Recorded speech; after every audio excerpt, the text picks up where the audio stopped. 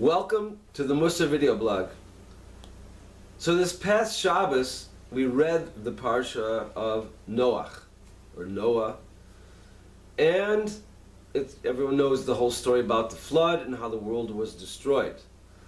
So about Noach, Rashi cites two opinions that are stated in the Talmud. One opinion says that Noach was righteous in his generation. In his generation he was righteous. But had he been in a different generation, he wouldn't have been such a righteous man. Because in his generation, where everybody was corrupt and wicked, so he stood head and shoulders above the rest.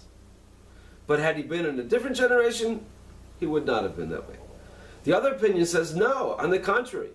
If he was able to achieve what he achieved during this generation, then if he would have been in a different generation, he would have been even more outstanding.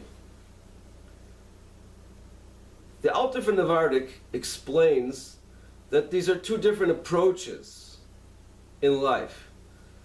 He says sometimes a person recognizes that things about me are not so great, and I got to take extreme measures to just survive. And if I'm going to be like everybody else, it's not going to work.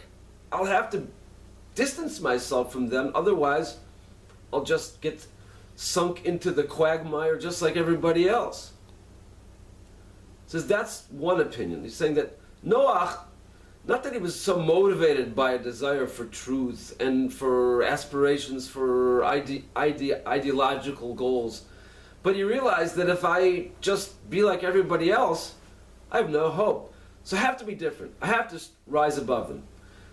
But had he been in a generation where people were much more righteous and everything was on a better level, he wouldn't have pushed himself so hard. So this is one scheme that sometimes works when a person recognizes that I've got to do much more, otherwise I'm going to get sunk like everybody else. But there's something missing in that approach. The other approach says, no, really what was motivating Noach was he had a true desire for the emes, for the truth, to do what's right. And that's the way we really want to be, like that approach.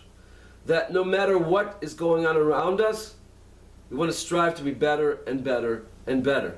See, one of the problems we have in life oftentimes is that we judge our success, our righteousness, just how good we are, how successful we are, based on how we compare to others. And if I'm doing pretty good, then fine. But no, that's not the ideal. The ideal is, am I being all that I can be? Am I pushing myself like I should push myself? It doesn't matter what other people do. If I'm doing the best I can do, then that's good, even if I'm not on the top. If I'm doing less than the best that I can do, then that's not good, even if I am on the top. So that takes a lot of training, a lot of dedication to truth, a lot of pure altruistic motivations. So that's something that we really should strive for. See you next week.